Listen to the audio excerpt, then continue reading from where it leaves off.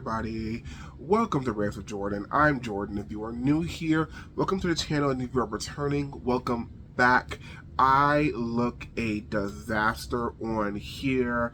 I am breaking out in my face. My hair it's wash day tomorrow, so I need to start preparing for that. Oh, chow. Oh my goodness. I have got to find my moisturizer, because I could find my moisturizer everywhere in New Orleans, and now I'm back in DC and I can't find it. Apparently e.l.f. doesn't exist in DC, so it's giving ordering on Amazon because I cannot keep going on without my moisturizer. But anyway, aside from me looking a disaster, which I look like that all the time on here, so you'll already know the drill, we have a new entry into our music industry is annoying me series. Hello, welcome to part 6 of the music industry is annoying me. We are going to jump right in it because we have a lot of topics to discuss.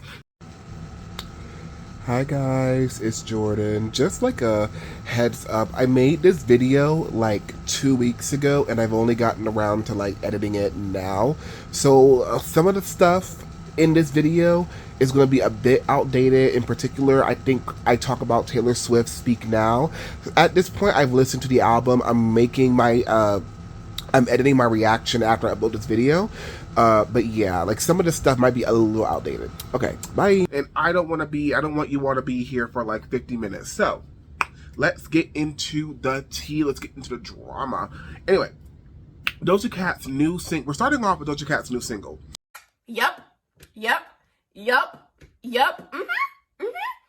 Doja Cat recently, 2 weeks ago, because I made this list 2 weeks ago, released her new single, Attention.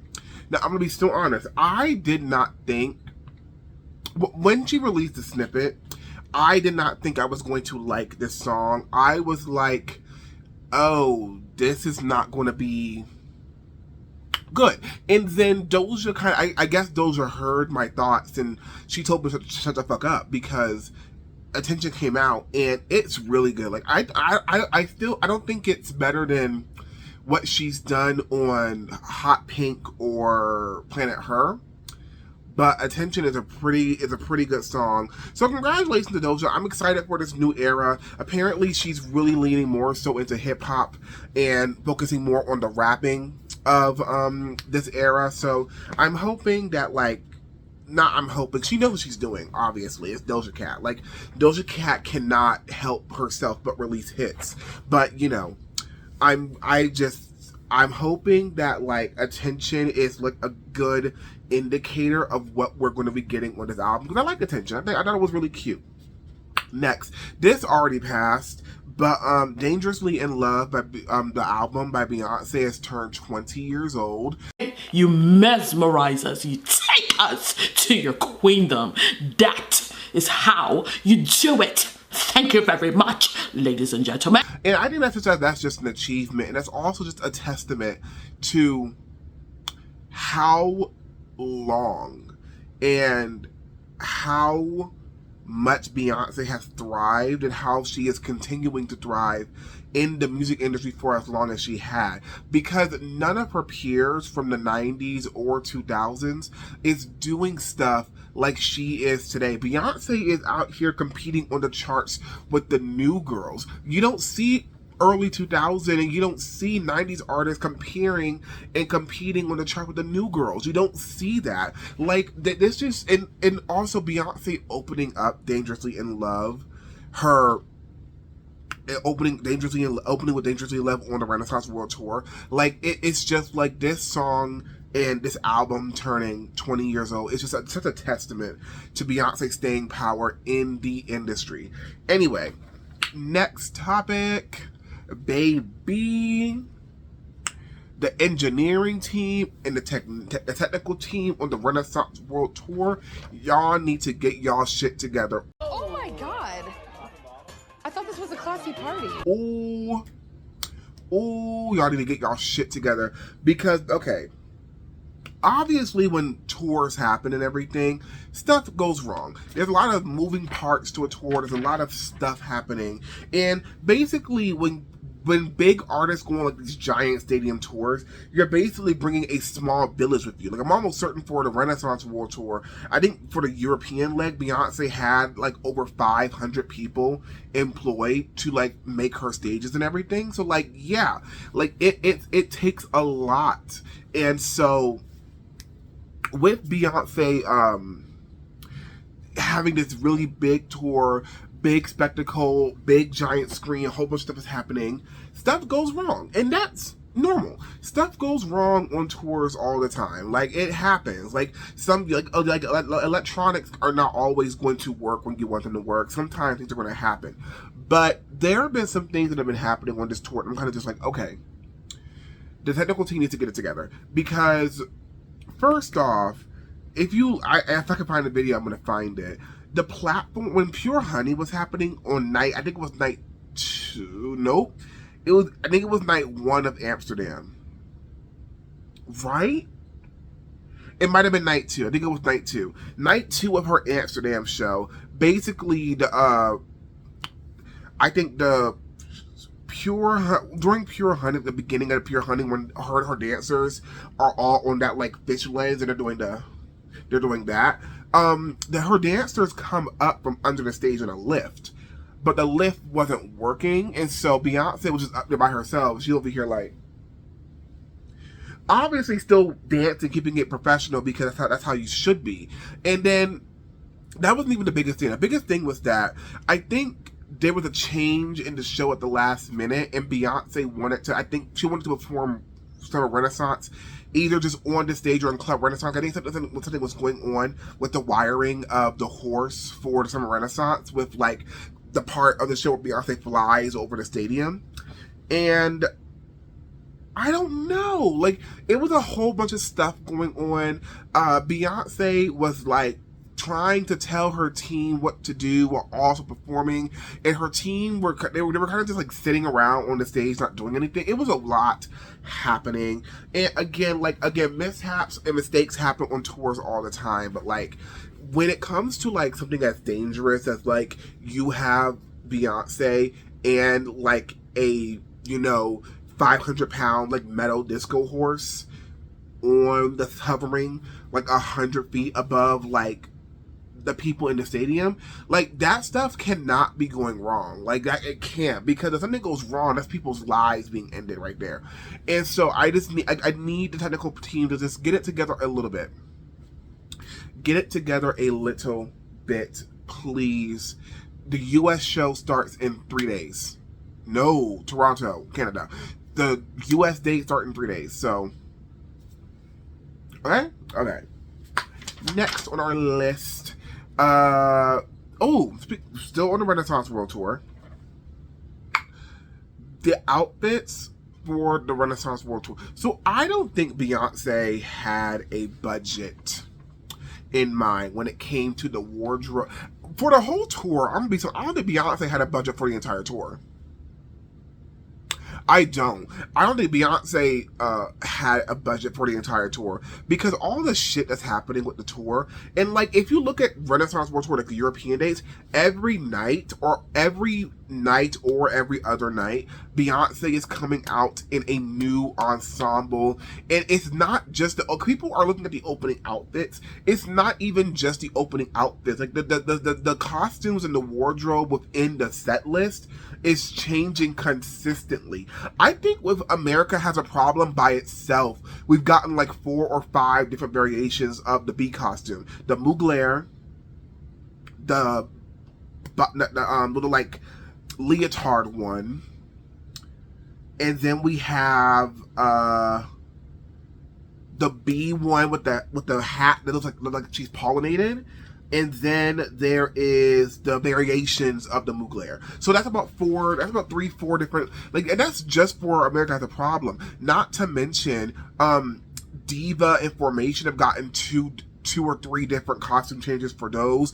I'm That Girl has gotten 2 different, has had 2 different, Break My Soul and Cuff It. and energy. That section of the tour has gotten like 5 different, like I'm being told like 5 different outfits. Like it's crazy. Like the outfits for the tour are stunning. The budget for this tour is stunning. I'm hoping she keeps this up in the States, because what she was doing in Europe is that every country she was going to, a designer from that country would design her opening outfit. So I'm hoping that when it comes to the Renaissance World Tour in America, she picks designers from different states.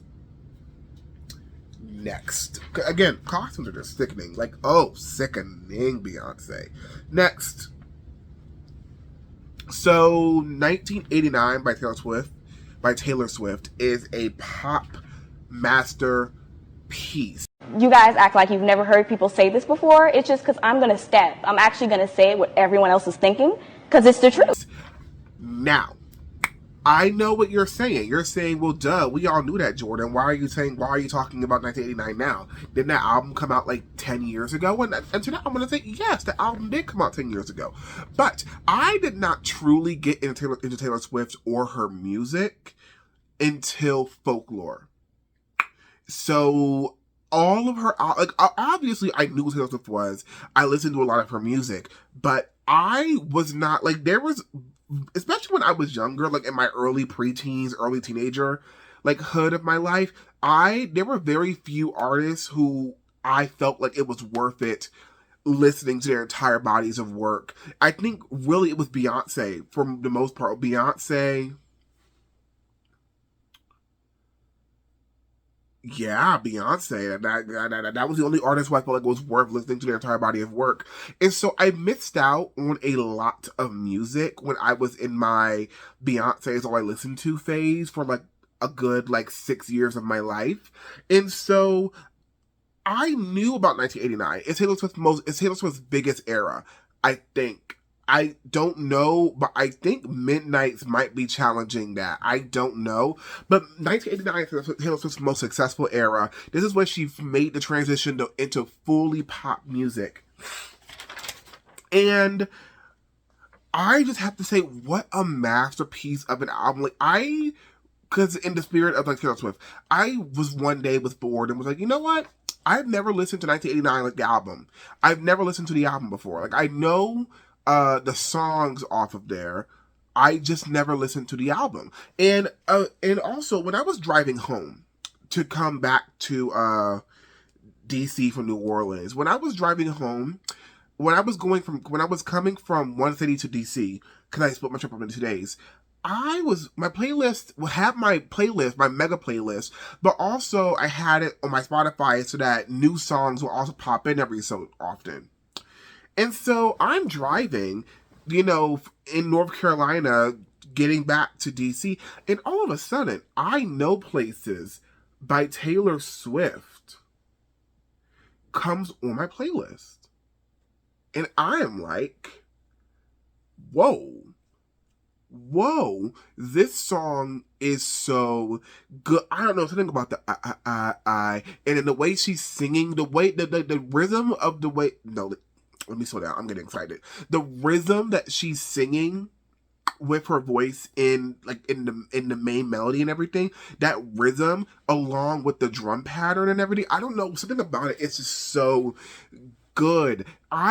Me personally, I like the verses more than the chorus. I like the vibe of the verses more than the chorus. But I Know Places is so good, and so I was like, you know what? I should listen to the entire album. What's like 1989 is not that long of an album, so I should listen to the entire album. I should listen to the entirety of 1989, and so I did. And we're not getting 1989 Taylor's version for like a while, I don't think. So like I felt okay listening to this album all the way through instead of Speak Now. Speaking of which, Speak Now comes out on Friday. Taylor's version. Ooh, I'm posting for all my Swifties. I am posting a reaction video. I've never heard Speak Now. Like the only songs I know from Speak Now are Enchanted and Haunted. I'm being so serious. I am being so serious. Those are the only 2 songs I know from Speak Now. I have never heard that album before. I have never. So I'm making a reaction video to Speak Now. Like, I'm going to listen to Speak Now and like give my thoughts on it the day it comes out. So look out for that coming out like Saturday or Sunday. But I listened to it and First of all, every single song except one made it to my playlist. The one song that did not make it to my playlist, and y'all are going to jump me, Welcome to New York. Ooh, I'm so sorry. Welcome to New York did not make it to my playlist. I love Taylor. I love this album down, but something about Welcome to New York I just didn't like. Something about Welcome to New York I just didn't. It was too, I don't know. I didn't vibe with it, and not like a bad way. Like Welcome to New York is not a bad song. I'm not saying that. It's an excellent song, but you know, I just knew that if I put that song on my playlist, I was going to skip it all the time. But my favorites from this album, aside from the singles, my favorites from this album, I Know Places a single? I don't know, so don't. If it was, whoops. But my favorites from the album, aside from like the big songs, I Know Places, Clean, and Wonderland. Yeah. Hold up, guys. Okay, we are back. Sorry, my brother came downstairs. He woke up from a nap, even though it was like 1:30 in the morning. But anyway, yeah, I Know Places, Wonderland, and Clean I really, really, really like. This album is so good. Like, this is, when people talk about 1989 being a pop masterpiece, I kind of just went along with it and was like, yeah, that makes sense. It's Taylor Swift. That makes sense that 1989 is a pop masterpiece. But no, 1989 is like a pop masterpiece. Like this is like, if I was to recommend like 5 albums for people to listen to, when it comes to like great, like when it comes to like, this is pop music you need to be listening to, at least for the modern era of music, 1989 is definitely makes its way onto that list. Not, like it honestly, it'll be 1989 by Taylor Swift, I Am Sasha Fierce by Beyonce, The Fame Monster by Lady Gaga. What others? The Fruit album by Marina and the Diamonds, and let's go with Talk That Talk by Rihanna. Like, I think those are like some like required. That's like my 5 picks for like required reading for like, these are the albums you need to know if you want to get pop music. Anyway, we're gonna move on. 1989 by Taylor Swift is a masterpiece. Next, Taylor needs to do a second leg of the United States. Clock that T. Clock it. Clock that T. Clock it. Clock that T. Clock it. I think she can do it. I know she can do it. Like, the demand for Taylor Swift in the United States especially was insane. And Taylor does not have to do as many shows as she did in the US as she did this year. Like, honestly, because I think there's like, what, 40, 50 dates in the United States alone. And so I don't think Taylor needs to do like for example, like Houston, she did 3 nights. Las Vegas, she did 3 nights. I think at LA, she added a 4th night at LA. And then at Atlanta, she did 3 nights back to back. Like the point is, Taylor does not have to do like 3 shows back to back like she's doing like on this first leg of her tour. I think late 2024 or like early 2025. No, 2024, because like touring for over 2 years, that's a lot. But like, yeah, no, I really do think that like she can do, like, I were her, I would hit LA, Nashville, Philadelphia, New York, and New Jersey, New Orleans, Taylor, New Orleans, Houston, Tampa. Those 7 cities, right? Yeah, those 7 cities. You know what? I'm going to add Boston and I'm going to add Seattle there too. So those 9 cities, she can do a show. And then that'll be it. But I think Taylor Swift can most definitely do a second leg of the United States. Like, if there's any artist I think they can do it, I think it's Taylor Swift. Now, on the flip side of that, I think Beyonce needs to do a second leg of Europe. I do. Beyonce broke the record for fastest grossing tour to gross $100 million in Europe with just 13 shows in the month of May. And so my thing is, if Beyonce, the demand for Europe is insane. Honestly, Beyonce did 2 Amsterdam shows. She could have done 3. Beyonce could have done more dates at London because there was over a million people in the queue to get tickets for London. So she could have done more dates in London. She could have done more dates in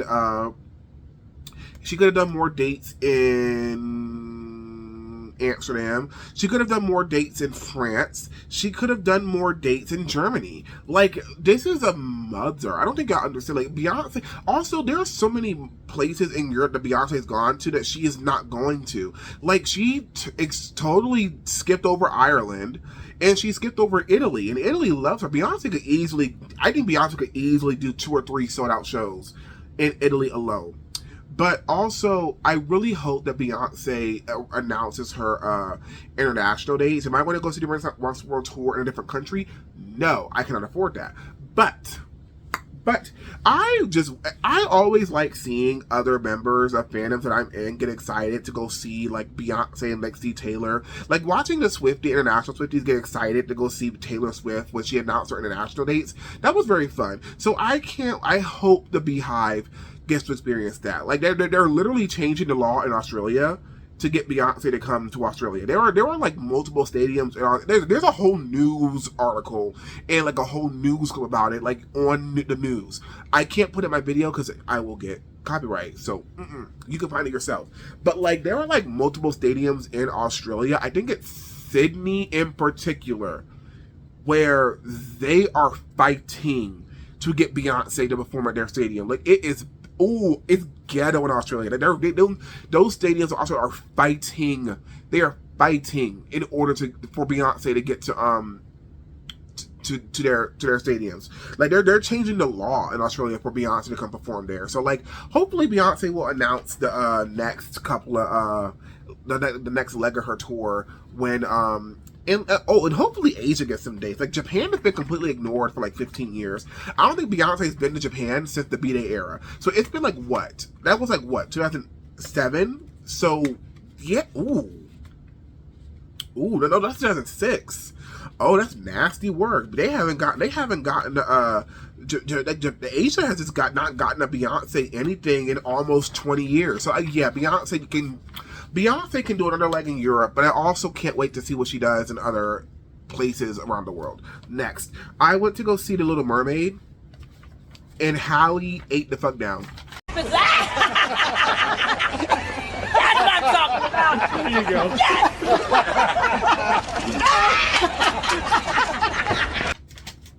Halle ate the fuck down.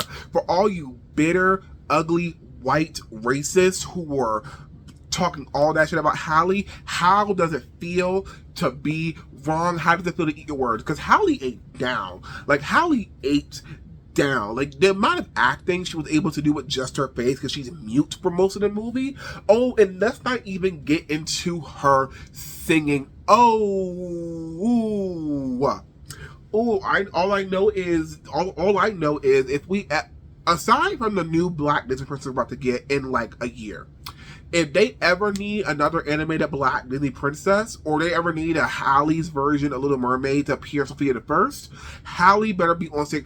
Whoa, part of your world. I would like to see you all hit that last note. Ooh. I would like to see you all hit that last fucking note. Cause y'all, you can't. Someday I'll be like, you can't do it. Like, you cannot do it. You can't. You simply just can't do it. Your lungs would explode. Your vocal cords would shred. You simply just can't. Like, they picked Halle for she acting down. Jonah, who was playing Prince Eric, Jonah is fine. That's a fine white man. Ooh, he is fine. Like, oh, he's so fine. I'm so sad he cut off all his hair after the for a press release. He looks so much better with hair. But anyway, acting, everyone is acting down. And honestly, the most underrated actor in the movie for me was the Queen. I loved her. I'm so sorry. I love me. Like, give me a black woman in the monarchy who's just regal and like is dealing with like petty, like regal, like monarch problems. Like, oh my god, I'm eating that. I'm eating it up. I'm eating it up. Like, oh my god, I'm gobbling. Like, it's so good. If you have not seen The Little Mermaid yet, what the fuck are you doing? But if you have not seen The Little Mermaid yet, you need to get your ass to a theater and go see The Little Mermaid. And I will most definitely be rewatching The Little Mermaid when it comes out on Disney Plus. Yes, I will. Yes, it will. The soundtrack is on my playlist already. Like, it's already, like, don't fuck with me. Like, don't fuck with me. But more importantly, don't fuck with Halle. You saw what she did there? Did y'all see what she did there? Oh, it's quiet, ain't no back talk, bitch. Like, ooh, look at that. Look at that. Yeah, that's why she got cast, dummies. That's why she got cast. Yeah. Anyway, Megan Thee Stallion headlined LA Pride. Mother. That was fun. I didn't get a chance to watch the live stream, but I think I can catch it on either LA Pride or Essence Fest. I don't remember. I think I can catch it on Hulu. Oh no, that's Essence Fest. That is Essence Fest. I didn't get a chance to watch it. I was busy doing stuff. But Megan headlined at LA Pride. That's great. Hopefully this whole situation with her and her like label resolves soon, because that's the reason why she can't put out new music right now, because of that fuck ass label. They need to all go to hell. They need to all go to hell, like, exponentially. Next, I need y'all to stop bullying Lizzo. You're a very bad person. You're a very bad influence.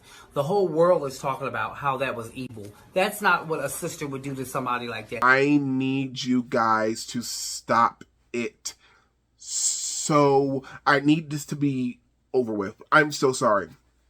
It's too many of you all sitting behind a screen just as big as me, talking all this mad shit about Lizzo, projecting your own insecurities onto Lizzo. I would like to see you all get up on stage at Lizzo size and dance and perform for 2 hours, or an hour and a half, 2 hours, on a sold-out arena tour, mind you.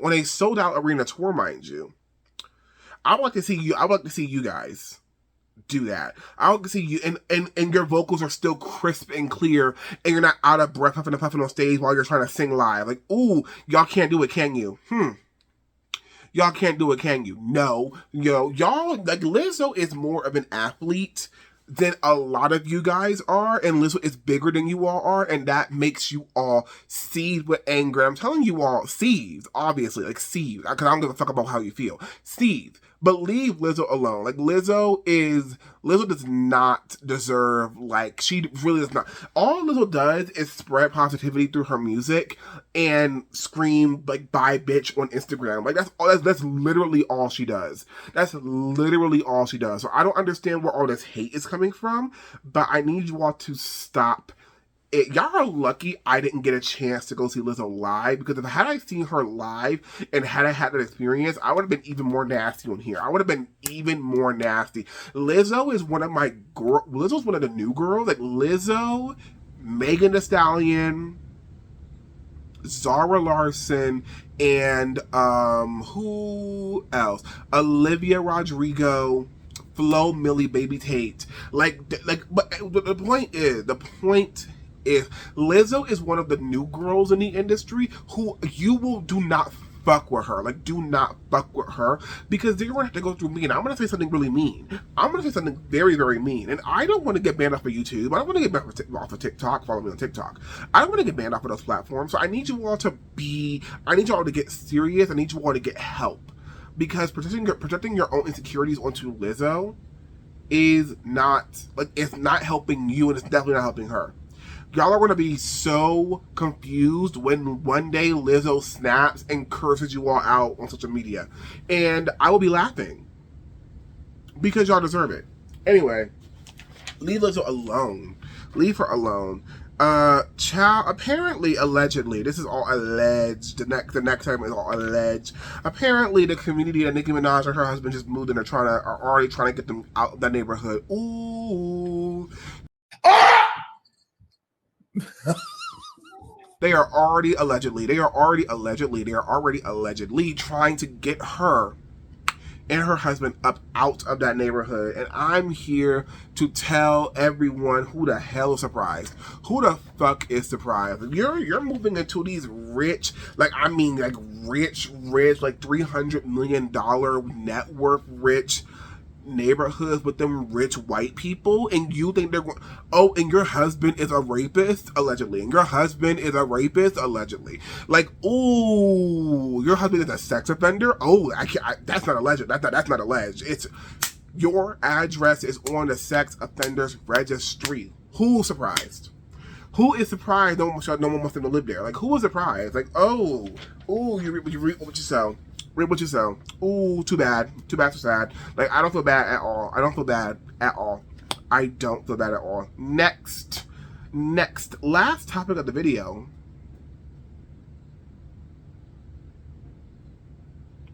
That scared the fuck out of me. I'm so sorry. One of the lights in the basement, in my basement, just like went out. Hellfire. Anyway.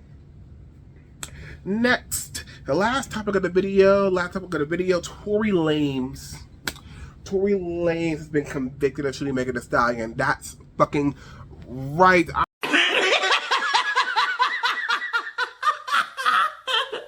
And honestly, like, if you don't come here telling me, why are you rooting for a black man to go to jail? That black man is a piece of shit. He's trash. He's an abuser. That man could, as for all I care, for all I care. Like, I'm so sorry. Like, he could. Like, I don't, who, oh my god, they started shooting fireworks again. But, like, who? Like, I don't feel bad for him. No. They can put his ass under the jail cell. I would not care. He could be wiped off the face of the earth, and I would not bat an eye. It will be a normal Tuesday for me. It really would. Like, I don't care. Like, ooh, nasty work. Nasty. Like, oh, ooh, I just hope that Megan, with this whole thing, Megan can start putting this stuff behind her, because fuck that nigga. Fuck him. I'm being so serious. Fuck that man. And if you listen to Tory Lanez music, you're a fuck ass nigga or you're a fuck ass bitch. Like, I'm so serious. You're like, oh, that man is in jail, and and all his supporters, y'all can see that man is going to prison. So, anyway, that is the end of my video. We're over 30 minutes this time, but we're not here for an hour. So, progress. But I'm gonna go. Don't forget to like, comment, and subscribe, and to share. Share my video. All helps me grow my channel and everything. Thank you guys so much for the love for my last video, my Colleen Ballinger video. Like, thank you guys so much for the love for that. Like, that video is already my 3rd most viewed video on YouTube, and it's only been out for 5 days. Like, that's insane to me. Like, it has almost 400 views. Like, that's crazy to me. So thank you guys so much for the support and that. Again, thank you guys so much for getting me over 100 subscribers. Next milestone is 200 subscribers. Well, next milestone is like 1,000. But, like, next milestone is 200. It's going to be fun. And I'm going to go. Swifties, don't forget, if you like Taylor Swift, if you like reactions, I will be reacting. Like, I'm going to be listening to the music and editing so I don't get copyright. I'm going to be listening to the entirety of Speak Now, Taylor's version, and I want to make a video about it at some point in the future. Probably, hopefully, I can get it done. I can film the video Friday night and have it, ooh, flickering. I can film the video Friday night and have it out for you guys no later than Monday. But yeah, I'm going to go, and I'm going to edit this video for you guys. I will see you all later. Bye.